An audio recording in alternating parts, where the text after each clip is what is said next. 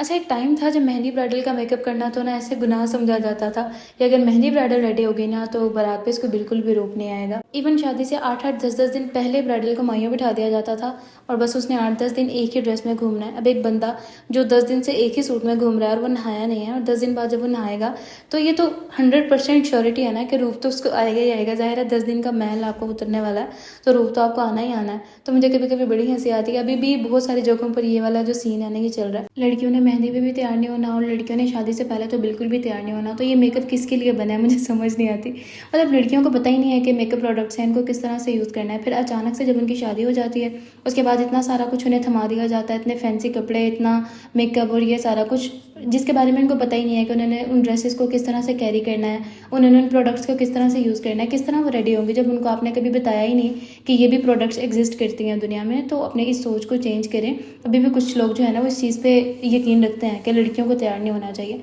हाँ, किसी के लिए आपको तैयार नहीं होना चाहिए बट अपने लिए आपको तैयार होना आना चाहिए ताकि शादी के बाद आपके पास इतने प्यारे प्यारे ड्रेसेस होंगे, आपके जहेज़ के, आपके बेरी के ड्रेसेस। जब आप वो ड्रेसेस पहनोगे और उस पर आपको तैयार ही होना नहीं आएगा तो वो ड्रेसेस पहन के आप क्या करोगे। मतलब आप सिंपल मुँह लेकर इतने हैवी ड्रेसेस के साथ तो कहीं पे नहीं जा सकते ना। तो आपकी बहनों को, आपकी बेटियों को आपको ये नॉलेज देनी चाहिए कि आपको अपने लिए, किसी के लिए नहीं तो एटलीस्ट अपने लिए आपको तैयार होना आना चाहिए ताकि आपको कहीं पे भी जाना हो तो आपको हर दफ़ा सैलून ना जाना पड़े। ठीक है, क्योंकि ज़ाहिर है अगर आपकी नई नई शादी हुई है, आपने डेली बेसिस पे न्यू ड्रेसेस पहनने हैं तो आप डेली सैलून नहीं जा सकते। डेली आपको जो आपके ससुराल वाले हैं वो सैलून नहीं लेके जाएंगे कि आज तुमने तैयार होना है तो चलो तुम्हें सैलून ले जाते हैं। हाँ, शादी ब्याह के मौका पर आप जा सकते हो सैलून बट डेली बेसिस पे आपको खुद ही रेडी होना होता है। तो जब आपको पता ही नहीं होगा कि आपने किस तरह से रेडी होना है तो ये चीज़ें आपको जो है ना वो बहुत तंग करेंगी बाद में। खैर, बातों बातों में हमारा तकरीबन मेकअप कंप्लीट हो गया। सो पिंक कलर के साथ मैंने आइज़ की कंटूरिंग की है, उस पर मैंने वेलवेट शेड यूज़ किया है गोल्डन कलर में। उसके बाद मैंने लिया है इंग्लॉट का जेल लाइनर। इसके साथ प्रॉपर्ली स्मज लाइनर वाला लुक क्रिएट करेंगे बिकॉज मुझे ग्रीन कलर का लाइनर लगाना है। तो ग्रीन लाइनर के या किसी भी कलरफुल लाइनर के बेस के लिए आपको पहले काजल स्मज करना पड़ता है और फिर उसके ऊपर आप कोई भी colour, pink colour, green colour, blue colour, black colour, कोई भी कलर आप इजीली अप्लाई कर सकते हो। सो यहाँ पर ना सिटी ऑफ नियॉन लाइट्स के नाम से एक आई शेडो पैलेट है, बहुत ही ज़बरदस्त है। ये मैंने एक वेबसाइट है खाइस्त.pk, मैंने वहाँ से इसको ऑर्डर किया था। मैं इसका लिंक मेंशन कर दूँगी अगर ये अवेलेबल हुआ अभी तो इसमें से मैंने ग्रीन कलर लिया। अच्छा, जो फंकी कलर्स वाले पैलेट्स होते हैं ना वो आपको बहुत सारे मिलेंगे मार्केट में ना, बट द थिंग इज़ कि हर पैलेट के अंदर जो कलर्स हैं वो पिगमेंटेड नहीं होते। कुछ कलर्स दिखने में इतने अच्छे लग रहे होते हैं बट वो अप्लाई नहीं हो रहे होते ना। मतलब आप जितना मर्जी उसको घिस रहे हो वो कलर अप्लाई नहीं हो रहा। तो इस वजह से आपने ये ख्याल रखना है कि जब भी आप कोई पैलेट परचेज़ कर रहे हो तो आप उसका पिगमेंट चेक करके लो कि वो कलर ईजिली पिक कर भी रहा है या नहीं। सो इसके कलर्स बहुत ज़बरदस्त हैं, इसमें सारे फंकी कलर्स हैं। तो मैं इनको बस तभी, इस पैलेट को तभी मैं यूज़ करती हूँ जब मैंने कोई कलरफुल लाइनर अप्लाई करना होता है या मैंने कभी कोई कट क्रीज मेकअप करना होता है तब। अच्छा, आइज़ के ऊपर मैंने ग्लिटर अप्लाई किया जिसके लिए मैंने पहले निक्स की ग्लू अप्लाई की है एंड इसके ऊपर मैं यूज़ कर रही हूँ डस्ट ग्लिटर ना, मेरी अपनी ब्रांड का ही ये गोल्डन ग्लिटर है।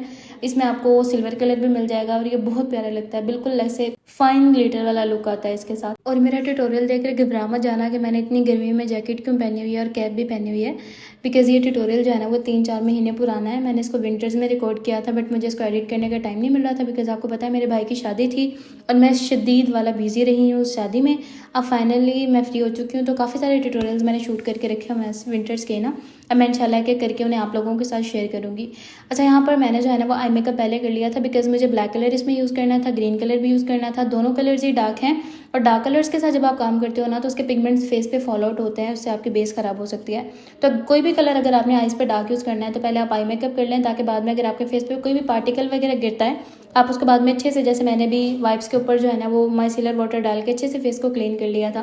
उसके बाद मैंने मॉइस्चराइज़र अप्लाई किया। उसके बाद हमने करनी है कलर करेक्शन। अच्छा, अगर आप कलर करेक्शन नहीं करते ना तो आप जब डायरेक्ट फाउंडेशन लगाओगे, ठीक है, आपके वो डार्क सर्कल जो है ना वो मतलब छुप जाएंगे, विजिबली आपको लगेगा कि हाँ वो सर्कल साइड हो गया बट आपका वो उतना एरिया जहाँ पर डार्क पैच था ना वो बिल्कुल ग्रे और ब्लू टोन में नज़र आना शुरू हो जाएगा जो कि बहुत बुरा लगेगा। मतलब आपका पूरा फेस इवन नहीं लगेगा, अनइवन लगेगा। ठीक है, तो कलर करेक्शन बहुत ज़रूरी है। डिपेंड करता है कि किस कलर को आप हाइड करना चाह रहे हो, उसके लिए कौन सा कलर यूज़ होगा। अच्छा, फाउंडेशन के लिए मैं यहाँ पर यूज़ कर रही हूँ हुदा ब्यूटी और स्वीट टच, दोनों को मैंने मिक्स किया है। एक का शेड फेड था, एक का शेड डार्क था। दोनों को मैंने मिक्स करके मीडियम टोन जो मुझे चाहिए था वो मैंने बना लिया है। सो मेरे क्लाइंट की डिमांड थी कि उनको फेयर बेस नहीं चाहिए, उनको मीडियम टोन ही चाहिए, तो मैंने इसको थोड़ा मीडियम टोन में ही रखा है। अगर आपको फेयर बेस पसंद है तो आप वाइट फाउंडेशन की क्वांटिटी इससे थोड़ी सी ज़्यादा रखोगे तो आपका फेयर शेड बन जाएगा।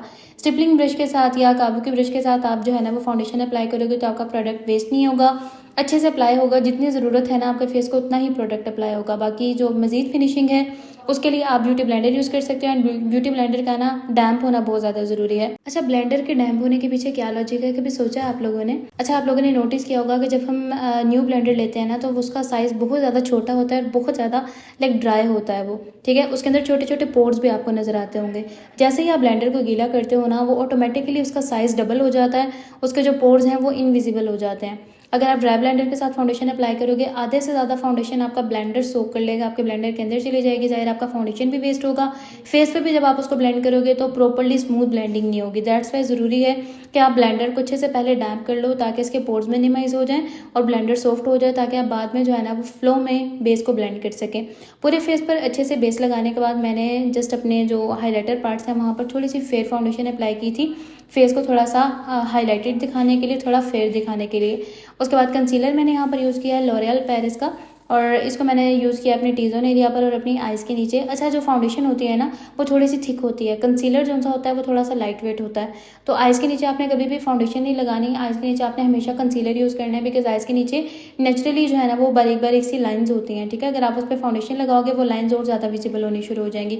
स्पेशली ड्राई बेस तो आपने बिल्कुल भी नहीं लगानी, ठीक है। तो कंसीलर जो होता है वो लाइट वेट होता है, बट उसकी कवरेज फाउंडेशन की निस्बत ज़्यादा होती है, तो आपने आइज़ के नीचे हमेशा कंसीलर यूज़ करना है। उसके बाद लिक्विड ब्लश मैं यहाँ पर यूज़ कर रही हूँ फोकलियोर का, जिसमें आपको 4 शेड्स मिल जाएंगे ना, जो भी कलर आपको चाहिए आप इजीली ले सकते हो। तो इसका भी लिंक मैं डिस्क्रिप्शन बॉक्स में मेंशन कर दूंगी। उसके बाद बेस को फिक्स करेंगे, जिसके लिए मैं रिकमा का लूज पाउडर यूज़ कर रही हूँ, जो कि मैंने दराज से लिया था। बहुत ज़बरदस्त पाउडर है, पैकिंग भी अच्छी खासी बड़ी है। आई थिंक सो 4000 रुपीज़ का ना एक बॉक्स है इसका, अच्छी खासी क्वान्टिटी है उसके अंदर ना। हर स्किन टोन पे इजीली एडजस्ट हो जाता है, बिकॉज इसका जो कलर है ना वो बड़ा मतलब सटल सा है। और उसके बाद जो है ना वो मैंने बेस को फिक्स किया, जितना भी एक्स्ट्रा पाउडर था उसको मैंने डस्ट ऑफ कर दिया। आइज़ के नीचे जो पिंक कलर मैंने आइज़ के ऊपर अप्लाई किया था ना कंटूरिंग के लिए, सेम वही कलर मैंने आइज़ के नीचे अप्लाई किया छोटे साइज वाले ब्रश के साथ। आईलाइनर मैं यहाँ पर यूज़ कर रही हूँ काशिश का लिक्विड वाटरप्रूफ आईलाइनर, और बिल्कुल अपर लैश लाइन के साथ साथ जो है ना वो एक लाइन लगानी है। मतलब आपका जो ग्रीन वाला पार्ट है ना वो हाइड नहीं होना चाहिए, मतलब बहुत ज़्यादा थिक लाइनर आपने नहीं लगाना। और अगर आपको थिक लाइनर पसंद है तो फिर आपने कलरफुल लाइनर्स की तरफ नहीं जाना, क्योंकि ज़ाहिर है एक टाइम में आप एक ही चीज़ को प्रोमिनेंट कर सकते हो। इसको लाइनर को हमने जस्ट इस वजह से लगाया ताकि जब हम लैशेज़ लगाए ना तो आइज़ थोड़ी खुली खुली और बड़ी बड़ी लगे। दोनों आइज़ पे मैंने लगा लिया इसको अच्छे से।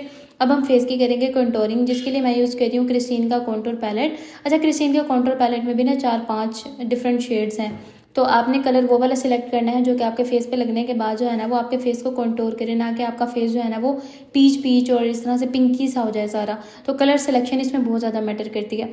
अच्छा गाइस, मैं आप लोगों के लिए ना, क्योंकि अभी समर स्टार्ट हो गया तो आप लोगों के लिए हम बहुत सारे कोर्सेज लेके आ रहे हैं, जिसमें कि एक्रेलिक नेल्स के कोर्सेज हैं, जिसमें कि आईलैश एक्सटेंशन के कोर्सेज हैं, आईलैश लिफ्टिंग का, हेयर स्टाइलिंग का, हेयर डाइज का, इसके अलावा मेकअप के कोर्सेज।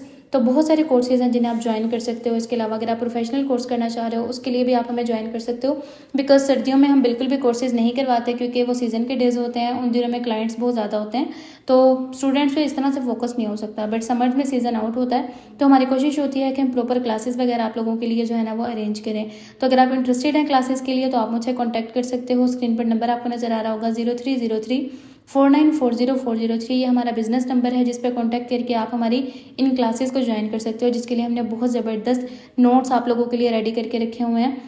कलरफुल प्रिंटेड नोट्स हैं जिनमें बाकायदा पिक्चर्स के साथ जो है ना वो हमने उनको डिस्प्ले किया है ताकि आपको अच्छे से समझ आ सके।